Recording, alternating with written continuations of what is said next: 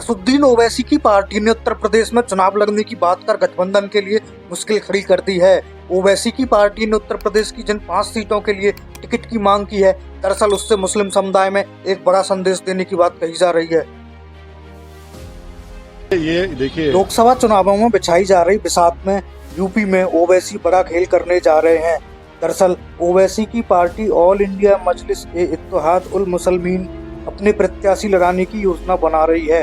Party से जुड़े नेताओं के मुताबिक जिन 5 सीटों की मांग की है, उसमें मुस्लिम बाहुल्य सीटें शामिल हैं। सियासी जानकारों का मानना है कि ओवैसी की पार्टी चुनाव भले न जीते, लेकिन सियासी खेल तो सपा और कांग्रेस का बिगाड़ ही सकती है। हालांकि पिछले विधानसभा चुनाव में भी ओवैसी ने अपने प्रत्याशी मैदान में उतारे थे, लेकिन एक भी सीट नहीं जीत पाए थे। ओवैसी की पार्टी ने उत्तर प्रदेश की जिन 5 सीटों के लिए टिकट की मांग की है, दरअसल उससे मुस्लिम समुदाय में एक बड़ा संदेश देने की बात कही जा रही है। ऑल इंडिया मजलिस-ए-इत्तेहाद उल मुसलमीन के नेता हसन रिजवी कहते हैं कि उनकी पार्टी ने पिछले साल भी उत्तर प्रदेश के विधानसभा चुनाव में सियासत में ताल ठोकी थी। वह कहते हैं कि उनकी पार्टी सीटें भले न जीत पाई हो, लेकिन प्रदेश के मुसलमानों के दिल में जगह जरूर बना ली है। अब जब लोकसभा के चुनाव हो रहे हैं, तो उनकी पार्टी आवाम की और लोकतंत्र के लिए सियासी मैदान में तो उतरेगी ही।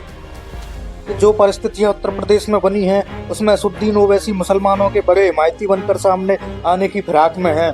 उनका मानना है कि 2019 के लोकसभा चुनाव में समाजवादी की पार्टी की ओर से बसपा ने एक साथ मिलकर मुसलमानों के एक बड़े वोट बैंक में हिस्सेदारी ली थी, क्योंकि इस लोकसभा चुनाव में बहुजन समाज पार्टी ने किसी के साथ गठबंधन नहीं किया था।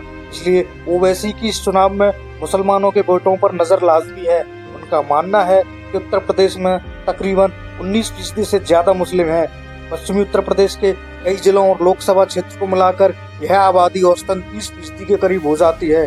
वह कहते हैं कि 30% से ज्यादा मुस्लिम आबादी वाले उत्तर प्रदेश में 22 लोकसभा सीटें आती हैं, जहां एम फैक्टर एक बड़ा प्रभाव रखता है। दरअसल 2022 के विधानसभा चुनावों में ओवैसी की पार्टी 95 सीटों पर चुनाव लड़ी थी, लेकिन किसी भी सीट पर वह जीत नहीं सकी। लोकसभा चुनाव में मुस्लिम बाहुल्य क्षेत्र में, जिसमें पश्चिमी उत्तर प्रदेश का एक बड़ा हिस्सा आता है, वहां से ओवैसी की पार्टी ताल ठोक सकती है। जानकारी के मुताबिक ओवैसी की पार्टी सिर्फ पश्चिमी में नहीं, बल्कि पूर्वांचल में भी मुस्लिम बाहुल्य इलाके, खास तौर से समाजवादी पार्टी के घर में सेंध लगाने की फिराक में है। ओवैसी की पार्टी भले चुनाव न जीते, लेकिन सियासी मैदान में अगर वे उतरते हैं तो समाजवादी पार्टी और कांग्रेस का सियासी गठबंधन तय है।